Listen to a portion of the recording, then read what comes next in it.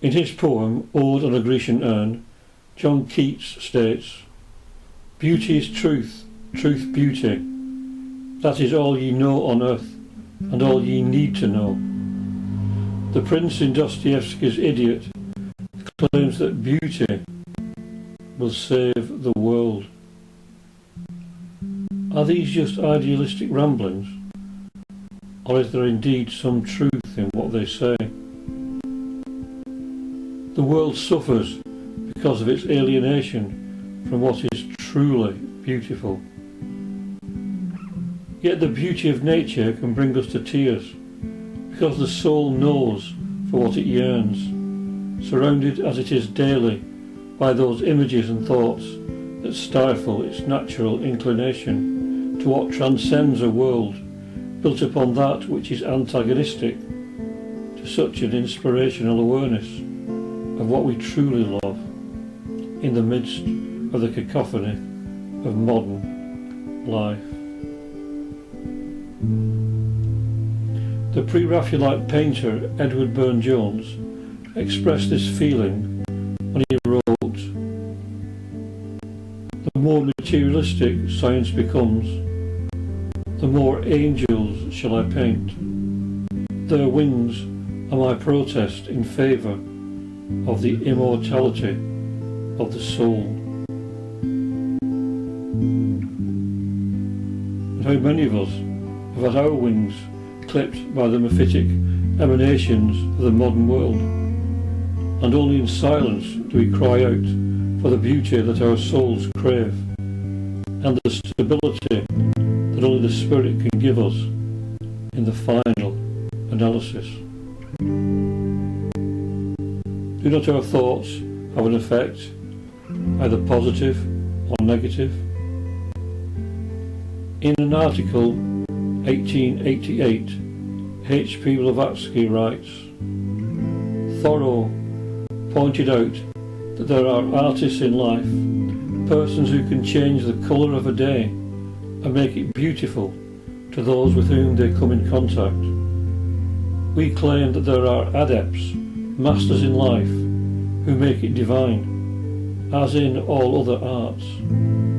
Is it not the greatest art of all, this which affects the very atmosphere in which we live?" End of quote. Beauty kindles within us the sacred flame that burns on the altar of our innermost being.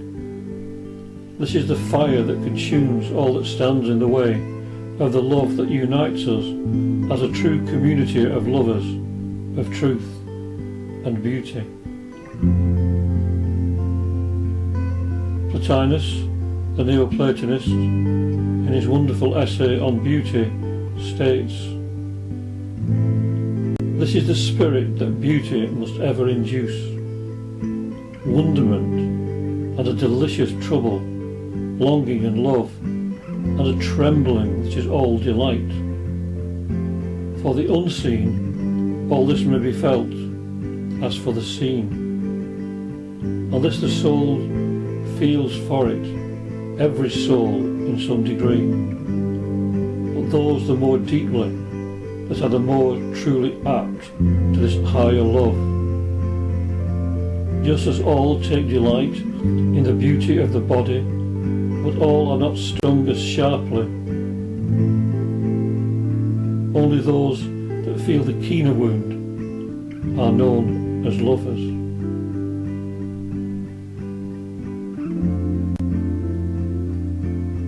These lovers then, lovers of the beauty outside of sense, must be made to declare themselves. What do you feel in presence of the grace you discern in actions, in manners, in sound morality, in all the works and fruits of virtue, in the beauty of souls? When you see that you yourselves are beautiful within, what do you feel? What is this Dionysic exultation that thrills through your being, this straining upwards of all your soul, this longing to break away from the body and live sunken within the veritable self? These are no other than the emotions of souls under the spell of love. End of quote. Which is the theosophical definition of meditation as the inexpressible yearning of the inner man or woman to go out towards the infinite. How are we then to see nature with this heightened vision? The poet Percy Bysshe Shelley writes, hence in solitude, or that deserted state when we are surrounded by human beings, and yet they sympathise with us not. We love the flowers, the grass, the waters and the sky. In the motion of the very leaves of spring, in the blue air, there is then found a secret correspondence with our heart. There is eloquence in the tongueless wind, and a melody in the flowing brooks and the rustling of the reeds beside them, which by their inconceivable relation to something within the soul awaken the spirits to dance of breathless rapture and bring tears of mysterious tenderness to the eyes, like the enthusiasm of patriotic success or the voice of one beloved singing to you alone. Sterne says that if he were in a desert, he would love some cypress.